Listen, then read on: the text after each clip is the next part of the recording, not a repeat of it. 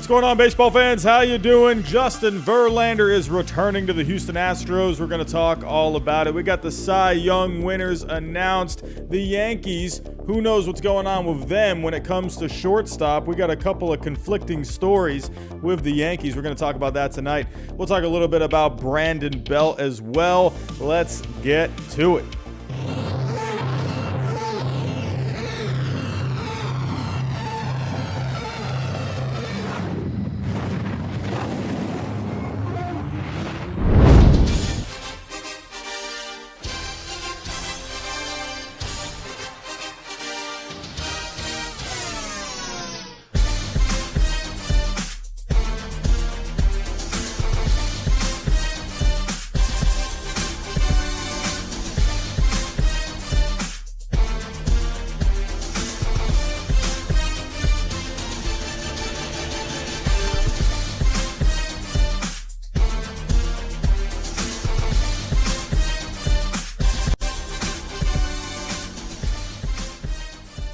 And what is going on, baseball fans? How are we doing? Hello. 66 people in the chat to start things off. I'm seeing a lot of familiar faces. I'm seeing some members in the chat.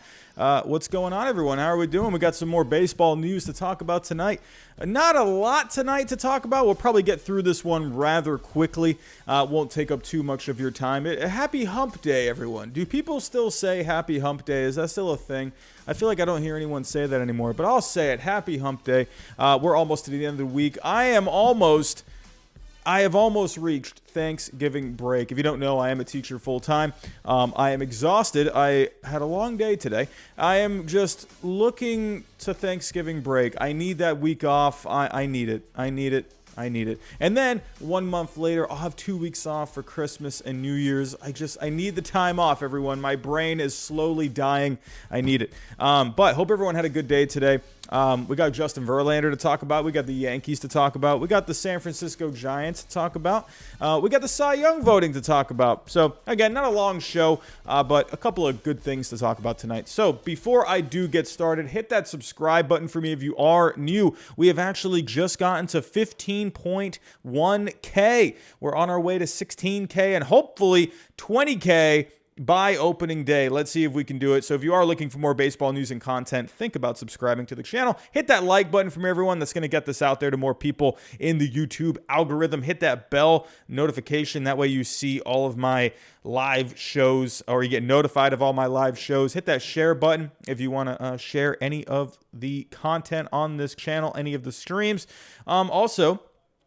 We are now 0 for 3 in our free agent predictions, off to a pretty rough start. If you haven't seen this as well, go check out my free agent predictions. Maybe I'll get one of them right. Maybe one of them will come right. But I am 0 for 3 so far, so we'll have to wait and see how that goes. Also, in the description below, we have a link to 10% off your first order with Dr. Squatch. If you want to up your soap game, go check that out. I love me some Dr. Squatch.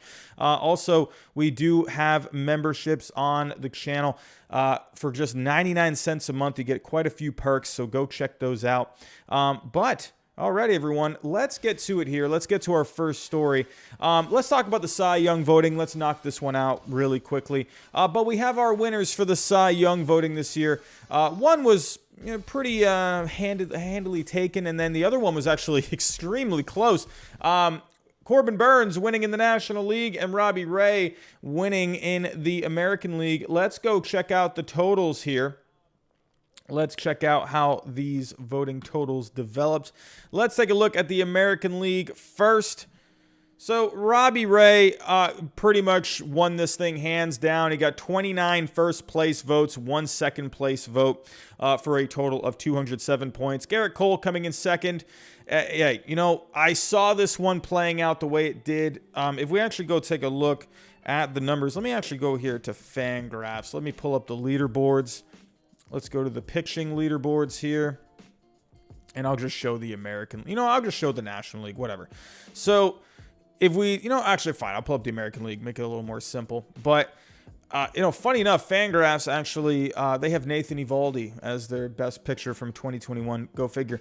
Baseball Reference, I've mentioned this quite a few times on the channel, where Baseball Reference and Fangraphs, they differ on how they do their algorithms.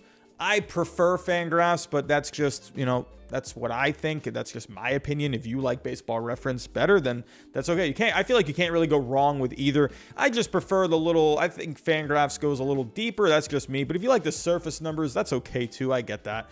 But with me, Fangraphs, they take all of this into consideration. And if you actually take a look here, they thought Garrett Cole was the better pitcher this year, far more than Robbie Ray. Robbie Ray on Fangraphs only ranked 7th overall, and I see why. Garrett Cole had more strikeouts per 9. So Fangraphs, they look more towards the strikeouts per 9. They don't really look too much at the total strikeouts, because if you look at the total strikeouts, Robbie Ray, he led Garrett Cole in that department. But Garrett Cole, of course, you're going to see Robbie Ray led the major leagues in strikeouts this year. Well, Garrett Cole, he had 2 less starts and 5 strikeouts behind him. So Garrett Cole had these slightly better strikeouts per 9. He also, I think, was a little better when it came to the walks per 9. He was better when it came to home runs per 9. So Garrett Cole, sure, the ERA was higher, but the FIP was a lot lower. So to me, I think Garrett Cole was the better pitcher this year. You can argue with me till you're blue in the face. That's what I think. When I'm looking at these numbers, I see Garrett Cole sweeps these numbers across the board. ERA, yes, Robbie Ray had the better ERA, but the voters are going to look at ERA instead of something like FIP. What I can respect about ERA, because at the end of the day, that's the number. That's how many runs you gave up across how many innings that you pitched. I get it. I understand why people like it. I prefer FIP. I feel like it shows more of what a pitcher does, but I digress. Anyway, Robbie Ray, it doesn't matter, who's better, who's not better, whatever. Robbie Ray had a really good season, and honestly, I am very happy for the man, because that guy really struggled in the last couple of seasons. Walks were just extremely high. Across the board. Just a lot of his numbers just really shot up across the board in the last couple of years. If you take a look at how he did with both Arizona and Toronto in 2020, this guy was just awful. In 11 starts, he had almost 8 walks per 9. The guy just had no control whatsoever. 6.62 ERA, 6.50 FIP. I mean, those are just terrible numbers. And you could see he really started digressing. 2018, had some good numbers. Actually, 2017, he has some very good numbers. 2.89 ERA, 3.72 FIP. And then the numbers just gradually got worse over the next couple of years. So to see him have the year that he did, very good year. You got to love the year that he had. Very similar numbers, I would say, to what he did back in 2017. That was an extremely good... Whoa! We got a super chat. That just scared the crap out of me. Yeah, Rahul 27. There was the sticky stuff. So there is that. He definitely had his, moments down the stretch where Robbie Ray, he kept it going the whole year. And that's what I'll give the edge to Robbie Ray there. I believe he was better in the second half. If we actually go... Can I pull up here? Let me go, how do I pull it up over a certain, all right, let me go to this. So let's go second half of the season. Robbie Ray was very good down the stretch. So actually, and yes, the numbers prove that. Over the full season, Garrett Cole was so good over the whole season. He had just a really good first half, but Robbie Ray was definitely better in the second half. Actually, funny enough, Frankie Montas was, according to Fangraphs, the best pitcher in the second half, but Robbie Ray ranked 4th overall with a 2.2 wins above replacement in the second half. There was a bit of a change with Garrett Cole when it came to the sticky stuff. You can't deny that. That was there. So overall, I look at the full picture. I mean, definitely second half, it's not about, how you start, it's how you finish a lot. So give credit to Robbie Ray there. Very good in the second half. Look at these numbers. Again, still the same thing, a higher FIP than the ERA. But the one thing with Robbie Ray that I really liked this year, he was just good start to finish. I mean, Garrett Cole had some really good numbers in that first half. And then second half, just, I don't know what happened with him. But, I mean, obviously the sticky stuff definitely played a factor. Tom Amiano with a $5 super chat. Hey, man, now that Erod and Verlander are signed, who are the Sox going to go after for the rotation? Also, congrats on 15K. Thank you very much, Tom. Appreciate that. I think you're going to see Chaim Bloom, I think he's going to go after kind of one of these lower tier guys, you know, someone like Alex Cobb, someone like an Anthony DeSclafani. I could see something like that. You know, someone like a 3 or a 4 in a rotation. I could see Chaim Bloom going that route. Look for Chaim Bloom. He's going to look for those numbers that you don't really see on the surface. He's going to go deep into those numbers. I could see Chaim Bloom going after, I think someone like Alex Cobb would really be a good addition for the Red Sox. But yeah, that's what I think, honestly. I'll go him. I'll go DeSclafani. I'm a visual guy really quick. Let me pull up the free agents. I got to see the names in front of my face. My brain doesn't work that well. But let's pull up the starting pictures here. I'll go right back to what we were talking about just 1 second. Yeah, so starting pictures, update that. So yeah, again, Alex Cobb I think would be all right. Look up, I don't know if he would go for someone like a Kikuchi. I don't know. I don't think he'll go after a Stroman or a Kevin Gausman. I don't see guys. Maybe a Pineda. I could see something like that. I don't know about Davies. I don't know. I think those two guys. I think, and then DeSclafani down here as well. Maybe a Steven Matz. I could see someone like Steven Matz. I think that I think Steven Matz. I think that actually makes a lot of sense if you want to add a lefty again.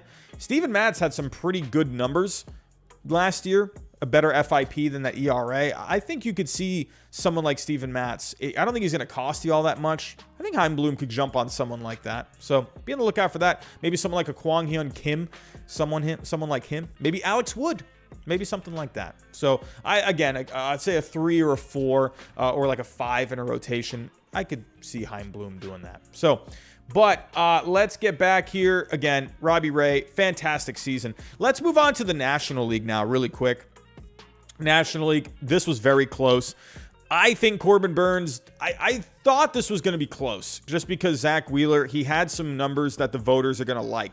He had just really good numbers overall. Both of them had really good numbers. You can make a case for either one, so that's why I'm not surprised it was as close as it was.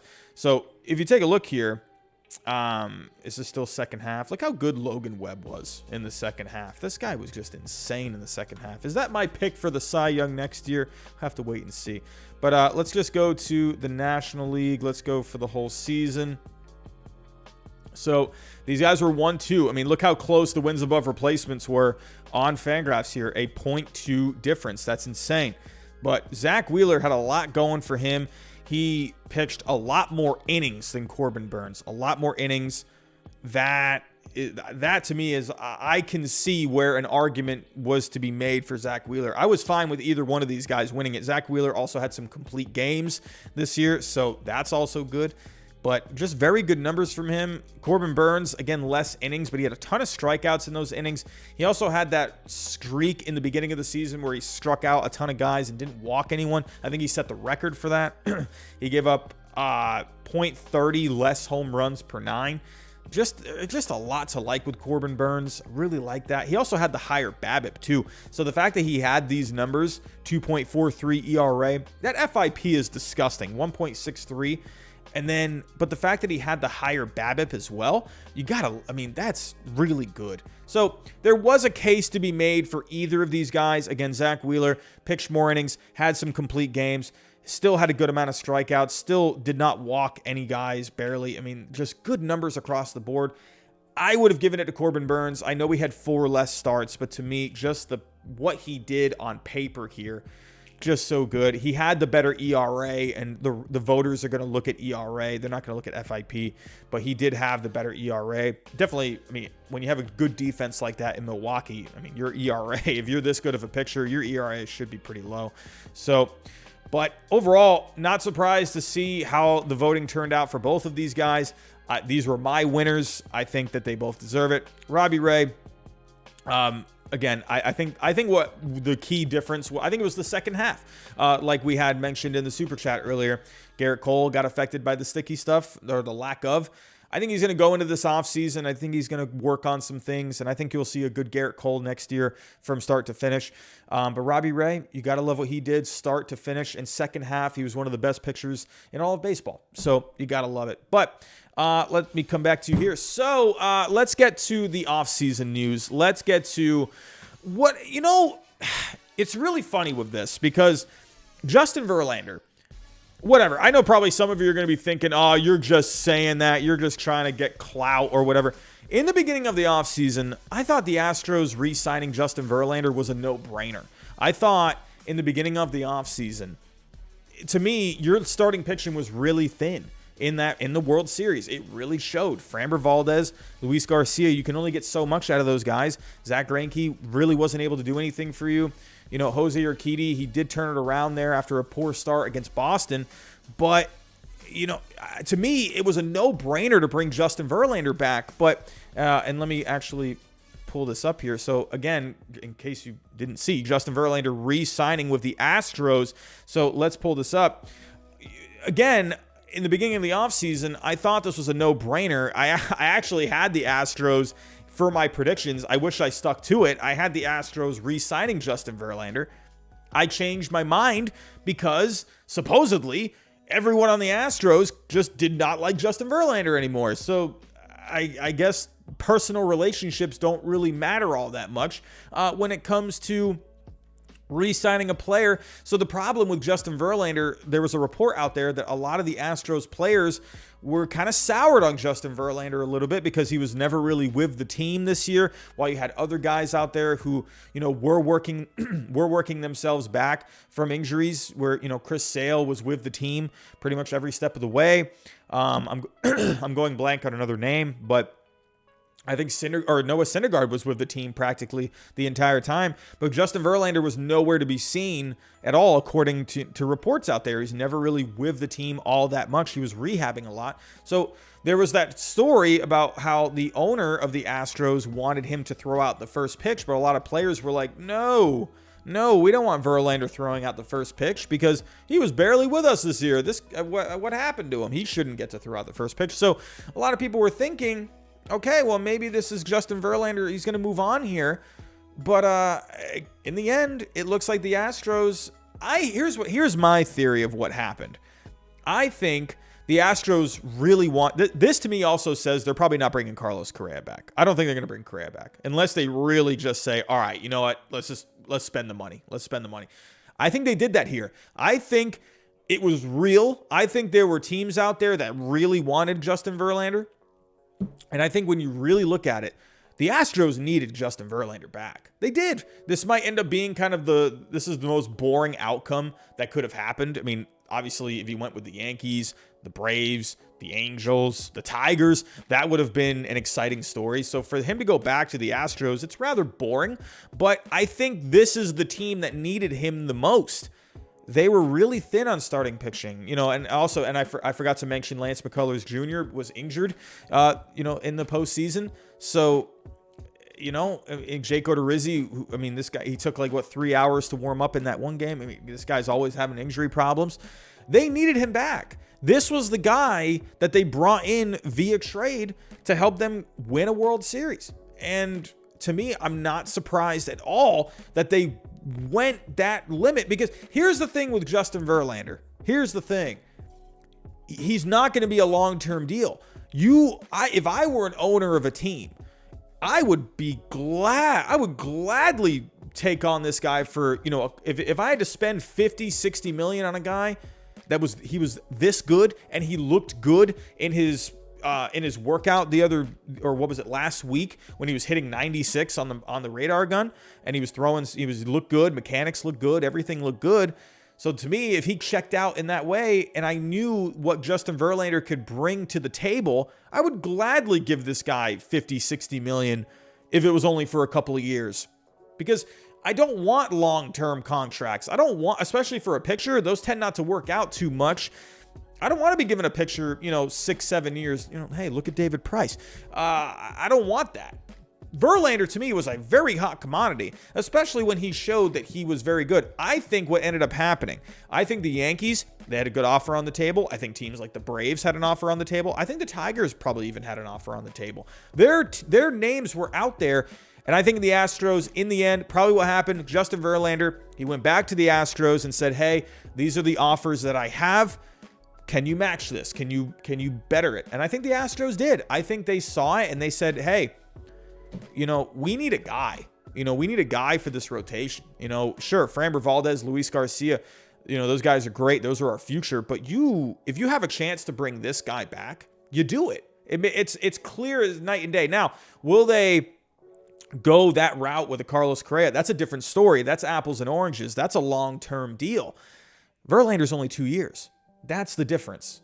A team like the Astros would be happy to bring Justin Verlander back. And I think in the end, Verlander, he got the offers. He circled back to Houston, and they said, all right, we got a deal. We'll beat that. We'll beat that. And he took it. And I think that's what ended up happening. So good for the Astros. They needed this to happen. If we go pull up here how their rotation is currently looking, it's looking pretty good right now. If you go look at it on paper, Verlander's your ace. Then you got Lance McCullers Jr., Framber Valdez, Luis Garcia. This is a great-looking rotation as of right now. And now you got Jake Odorizzi basically in the bullpen. He's going to be kind of like your, fifth starter, long relief guy, depth guy. Or do you go Jose Urquidy that route? I don't know. But this is a great-looking rotation now. This looks awesome. I mean, good for the Astros for bringing him back. I think this rotation looks great, and I think there's still, even if they do lose Carlos Correa, I still think they're going to be extremely competitive next year. I still think they're going to have themselves a good team. If they don't bring Carlos Correa back, could you bring in someone like, a stopgap kind of a guy? Because you have Pena down in the minor leagues. Let me go pull him up here. So here we go, shortstop. So you still have Jeremy Pena, only 24 years old. I believe he's the number 4 prospect. He had a really good year. It was a small sample size in the minor leagues last year. Only played 30 games in AAA, but he looked really good. If he's not ready for major, I don't think you need to go after a Trevor Story. I don't think you need to go after one of these top shortstops unless you can bring Carlos Correa back, but that money might be a little too much. I think Jeremy Pena and his defense is really good too. I think the Astros bring in someone like an Andrelton Simmons with that, gold glove, that one of the best gloves at shortstop of all time. Or go get someone like a Freddie Galvis if you want a little more with the bat. I think they would be okay getting a stopgap kind of a guy. I think Jeremy Pena is your future if you don't bring Correa back. That's just what I think. And they just spent money on Verlander. Are they going to want to do the same thing with Correa? You could use that money in different avenues. You could use that money to bring someone like a Kendall Graveman back, run it back with him again. Bring in some other relievers, maybe someone like a Raisel Iglesias. Could you bring, and Kirby Yates is still sitting out there. You could get him for dirt cheap probably. Trevor Rosenthal you could probably get for dirt cheap. There's a lot of guys out there for bullpen. You can go get other starting pitchers as well if you feel like you needed to add another depth guy. But for shortstop, I think if you move on from a Carlos Correa, I still think you're in good shape, because you still have a really good lineup. This is how deep this Astros lineup is. And Carlos Correa, it would definitely hurt losing him, but at least you have someone for the future. So I like the shape that the Astros are in. And you know what? I wouldn't be surprised to see them win the West again next year. Good move, bringing back Justin Verlander. I think this was the right move. So moving on here, 200 people in the chat. Everyone, thank you so much for stopping by tonight. Really appreciate that. Everyone, if you can, hit that like button for me. It's going to help get it out there into the algorithm. But let's move on to our next story. So the Yankees, I mentioned they were very involved, it seemed, for Justin Verlander. They wanted to bring him in. To me, Justin Verlander would have been the perfect number 2 guy to go with the Garrett Cole. Hey, get those two. Those two are with Houston. If you can't beat them, have them join you. So what do the Yankees, what do they do from here? Well, there's a couple of things going on right now. A couple of stories that I want to show you all right now with the Yankees. Where do they stand at shortstop right now? Because there's a couple of conflicting stories out there.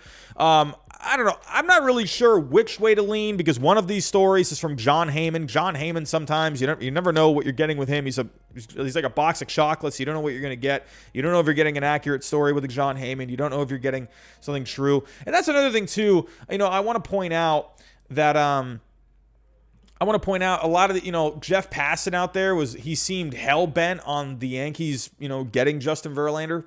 I don't know. It seemed like the way it was making it sound, I was seeing some other tweets and stuff out there. It looked like the Yankees were going to give Verlander, and then all of a sudden he's back with the Astros. Again, I think he circled back and the Astros gave him the money. So John Heyman tweeted out tonight. The Yankees and the Dodgers are both playing for star shortstop Corey Seager. For a big free agent, this tandem of marquee teams is like the holy grail. Well, now, where I'm a little conflicted here is we also have another story from Matthew Roberson of the New York Daily. It says here the Yankees prefer to sign stopgap at shortstop over star free agent, someone like a Freddie Galvis or an Andrelton Simmons. So what is the deal here? Which route are you going here? Now, I don't think they want Carlos Correa. I just don't see it. I don't know. I don't see it. I don't see it happening. Here's what I'm thinking, though, and this is maybe me speculating here a little bit. Now, this report is saying they prefer to sign a stopgap at shortstop. But I don't think that necessarily means they're not going to sign someone like a Corey Seager. Hear me out. I have maybe a bit of a theory here. Maybe you could go get both. You could go get both a Corey Seager and a stopgap at short. But before I get to the Corey Seager thing, well, why would the Yankees want a stopgap at shortstop? Well, the Yankees, they have a couple of guys here that they are very high on. They have a couple of prospects here, Oswald Peraza and Anthony Volpe. Anthony Volpe, your number one prospect as of right now, even ahead of supposedly the next Mike Trout, Jason Dominguez, and Oswald Peraza. You have two really good shortstops here. One of them is looking like they're going to be your future. And actually, I believe there was a quote here. There was something here from Aaron Boone. Aaron Boone was talking about... Here we go. So, Aaron Boone talked today. In his virtual media session on Tuesday, manager Aaron Boone specifically mentioned Peraza by name as someone who is knocking on the door, and sources have expressed the very real possibility that we see one of the two youngsters wearing pinstripes at some point next year. He goes on to say, we have two future long-time impact big league players, Boone said of the team's top two minor league players. We're obviously very excited about those players and believe that they are real. And those are big words. Those are really big words talking about prospects like that. You don't really see managers so much talking about prospects like that. So they are very high on those guys. That certainly always factors into any decision that the organization and Brian Cashman make on trades or free agent acquisitions. Now, so getting back to what this article was mainly talking about. The Yankees prefer to sign a stopgap shortstop. I still think that's possible, and you can go get a Corey Seager. Why Corey Seager, though? He's a shortstop. Here's the thing. I think Corey Seager, do what you did with A-Rod years ago. Bring Corey Seager in as your third baseman. You know, there's been reports out there that the Yankees see Corey Seager more as a third baseman, that they would be happy to have him at shortstop for the short term, and then when Peraza or Volpe are ready, shift him over to third base. Why couldn't you bring in Corey Seager as your third baseman? That's possible. And then you could still bring in a Freddie Galvis or an Andrelton Simmons. I think Simmons would be really good because Simmons, if it ends up being that Peraza or Volpe end up taking over the shortstop duties, you could still have Simmons as a really good bench player for up the middle defense. I think he would be awesome to have on your bench. I love Andrelton Simmons. I know the bat, he can barely hit the side of a barn, but that glove, I would love to have that glove on my team. I could see the Yankees going for someone like him and then bring in Seager for third base. Now, the question with Corey Seager is, what kind of money is this guy going to get? And also, let me pull up the Yankees payroll here. Let's go Yankees. So, you know, the Yankees, I think they're going to be okay if they go over the luxury tax this year. But I think the Yankees, they don't want to be silly at the same time either. Go back to the offseason before 2009, bringing in CeCe Sabathia, AJ Burnett, and Mark Teixeira, where they spent a ton of money on those guys. I don't think they don't want to do that again. They don't want to be bringing in like all these huge contracts, because if you take a look at their payroll as of right now, you got some massive payrolls already. Garrett Cole, Giancarlo Stanton, you got for the long haul. You got him now for 6 more seasons. I mean, you got Chapman, who's a free agent next year, but I mean, you got LeMahieu signed up for the next few years. And then you got Aaron Judge, who you have to consider as well. He's going to get himself a pretty decent contract at some point. So you're going to have a lot of big contracts on your payroll. As of right now, the Yankees payroll is already over the luxury tax line, $228 million. If you bring in a Corey Seager, Well, the good thing is you do have some guys coming off of the books, but you're gonna have a lot of guys with big contracts if you bring in a Corey Seager or whatever, or Carlos Correa. That's a lot of big contracts on your team. I'm not sure. Now, I'm talking about the possibility of Corey Seager maybe coming in to play third, because again, I am a little confused because I'm seeing, again, it's John Heyman, take it with a pinch of salt, but he is saying out here that the Yankees are into Corey Seager still, while this report is saying they prefer a stopgap. So I'm kind of going in the middle here. Well, if they like Corey Seager, they probably want him to play third. That's what I think, if they really want a stopgap. So that's a lot of contracts on your team, big contracts. But now, hey, I think they probably wanted Verlander, or they wanted him very much. But with Verlander now going back to the Astros, well, hey, now you got some money. Now you got a little bit of money to play with. But again, the difference, Corey Seager is going to be a long-term kind of a guy. So again, I'm a little confused with what both of these reports are saying. We're going to have to wait and see, but that's what I think. I wonder if the Yankees are maybe thinking outside the box here, thinking Corey Seager for third base. You could also trade Urshela, maybe get some pitching. You could use Urshela as a trade piece, try and get some starting pitching there. I think that's very possible. Again, I think Cashman, they're trying to be creative here, and I think they're trying to be bold. I think they're okay with spending some money. I don't think they're going to go crazy, but I'm not counting out Corey Seager to the Yankees just yet. I'm also not counting out Corey Seager to the Dodgers. I still think Corey Seager, he loved his time with the Dodgers. He's been very open about how much he enjoyed playing for the Dodgers. Don't be surprised if he ends up going back. Now, I mean, I think with Trey Turner, what's the situation there? I don't think you move a Trey Turner, but he has shown he can move around. He can play other positions. Corey Seager, Justin Turner, how long is he going to be staying? I think what did he sign, a 3-year deal? I can't fully remember. But you could bring Corey Seager back, move him to third base eventually. Let me actually go here to the Dodgers payroll. How long? I think Turner signed was it a 2-year deal? So he has the vesting option after this year. So you could sign Corey Seager long term, and then he can move to third base after Justin Turner's done. So that is something to consider as well. I'm definitely not counting out the Dodgers getting Corey Seager back. But I'm not counting out the Yankees either. I know it might seem a little, but again, the reports have said the Yankees, they like Corey Seager to be more of a third baseman. So I'm not counting them out for that just yet. We'll have to wait and see how that develops. But we have one more story to talk about tonight. So thank you everyone for joining me. But quick story here, nothing too major by any means, but this was a guy, the video that I'm working on right now that should be posted tomorrow night, I think, are free agents that teams should sign.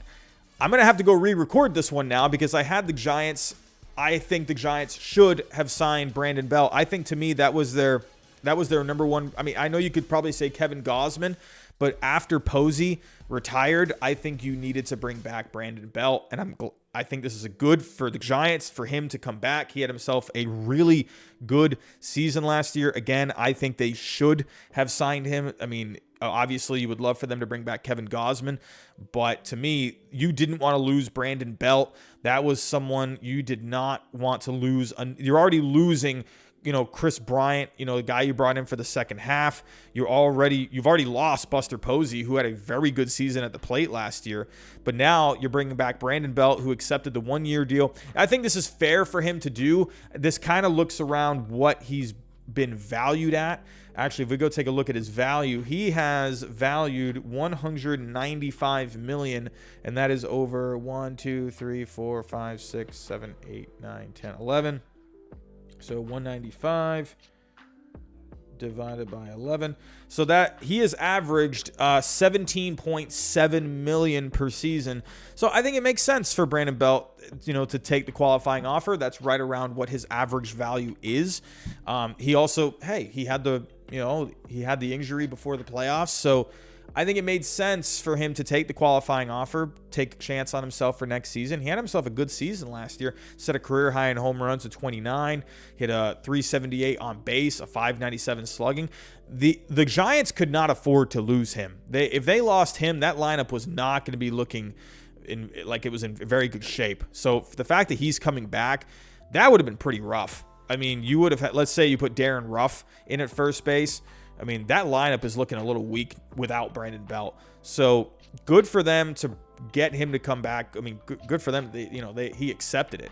So that was pretty risky, but I think the Giants still need to add another bat. I think someone like Mark Canha would be pretty good. I would really like Mark Canha. They could use another outfielder. You have Lamont Wade Jr. I see him. I mean, you could have him as a starter, but I think I liked the role that he played last year. Kind of more of a utility kind of a guy. Moved around, had pinch hit appearances. Was really clutch. I like that role for him. So I think someone like a Mark Canha for left field every day, I think that would make a lot of sense. I think that would be really good. They do need to add another bat, I think. And I think an on-base guy like a Mark Canha who's played out west in Oakland, right near San Francisco, I think that makes a lot of sense for Mark Canha to go to the Giants. But we'll have to wait and see. But I think it's really good that they brought back Brandon Belt. There were also some other qualifying offer decisions as well. So as of right now, the guys that have rejected the qualifying offers: Nick Castellanos, Michael Conforto, Carlos Correa, Freddie Freeman, Raisel Iglesias, Robbie Ray, Eduardo Rodriguez ended up signing with the Tigers. Corey Seager rejected his. Marcus Semien rejected his. Trevor Story, Noah Syndergaard, who signed with the Angels, Verlander, who signed with the Astros, and also Chris Taylor just rejected his as well. A lot of people wondered if Raisel Iglesias was going to accept his. It's $18 million for 1 year, but Raisel Iglesias, he is looking for a multi-year deal, so that is something to be aware of. I could have seen him accepting that, because that is pretty good money for 1 year, and then if he goes and has another good year, has a better year than he did, maybe he could have even got more money. So that one I think is a little more notable because a lot of people thought maybe he would accept a qualifying offer, but have to wait and see. But again, Brandon Belt, I think that's really good. To me, it would be hard for me to see Brandon Belt on another team than the Giants. I think the Giants and him, they just go together like peanut butter and jelly, to be honest. So, but everyone, I want to thank you for stopping by tonight. Just a quick show tonight. There's not really too much going on as of right now. I'm going to go finish up that video that I want to have up by tomorrow night. So be on the lookout for that. Again, it's my video that I have what free agents teams should sign. Not predictions, but teams that I think they should sign. I'm also still working on a MLB The Show Tigers rebuild. As soon as I'm done with this video, I'm going to be working on that. And also, I'm going to be posting a video sometime in the next week or so on trades that I would like to see happen. So be on the lookout for that. But I'll be back here tomorrow night. We're live Monday through Thursday. Around 8, 9 o'clock, wherever it works out for me the best. But be on the lookout tomorrow night. I'm sure there's going to be some more news. Hey, we've got off to a pretty good start this offseason with news. So I'm sure we're going to see something tomorrow as well. Everyone, thank you for coming out tonight. I appreciate it. Have a good rest of your night. Have a good day tomorrow. Oh, I am so close to Thanksgiving break. I can't wait to get there. Alrighty, everyone. Again, have a good night, and I'll talk to you next time.